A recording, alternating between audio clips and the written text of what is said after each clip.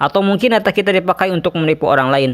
Nah, Assalamualaikum warahmatullahi wabarakatuh. Di video kali ini saya akan membahas mengenai masalah gagal bayar di aplikasi pinjaman online yang apapun ya teman-teman, mau itu di Kredivo, Akulaku, Bantu Saku, Kredit Pintar, Ada Kami, EasyCash dan lain sebagainya. Ya memang banyak ya yang bilang galbay pinjol itu aman meskipun pinjol legal. Tapi kata yang tepat mungkin bukan meskipun ya, tapi mungkin kata paling tepat adalah yang paling aman adalah galbay di pinjol-pinjol legal.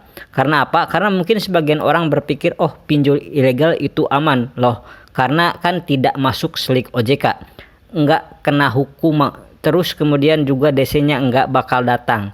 Nah, kurang aman apa coba? Tapi mungkin sebagian orang tidak memikirkan juga bahwa data yang mereka kasih ke pinjol ilegal tersebut bisa dimanfaatkan sebagai bentuk fitnah, penipuan dan lain sebagainya. Intinya resikonya tidak terukur ya teman-teman. Menurut saya karena kita tidak tahu ini resikonya akan dibawa lari kemana, data kita akan dimanfaatkan dalam bentuk apa. Karena kembali lagi teman-teman, setiap aplikasi pinjol itu pasti akan berbeda-beda, karena setiap orang yang akan menghandle itu juga pasti berbeda-beda ya teman-teman. Nah sekarang gini ya teman-teman, ada beberapa hal dan beberapa poin penting yang teman-teman harus ketahui, yang harus teman-teman pahami. Kenapa saya bilang galbay pinjol legal itu lebih aman dibandingkan pinjol ilegal? Karena resikonya bisa terukur. Sesuatu yang memiliki resiko bisa terukur itu enak banget. Itu kita bisa menyiapkan solusi-solusinya. Itu kita bisa menyiapkan resiko-resikonya. Ya bagaimana cara menghadapinya, bagaimana cara untuk aman dari hal tersebut teman-teman. Nah itu bisa kita terapkan. Sedangkan pinjol ilegal itu tidak bisa, karena kita tidak tahu bahwa resikonya akan dibawa kemana, penipuan ataupun ditransferin ke pinjol-pinjol ilegal lainnya. Nah itu kita tidak bisa ya teman-teman. Apa yang kita cegah di awal itu susah ya, karena kita nggak tahu akan dibawa kemana. Nah, kita kembali lagi ke pinjol legal, risikonya sudah jelas teman-teman, yaitu slik OJK, terus kemudian ya penagihan-penagihan yang pada umumnya lah ya teman-teman, ditagih lewat telepon, SMS, bahkan WA, dan didatangi ke rumah. Itu resikonya sudah jelas seperti itu teman-teman.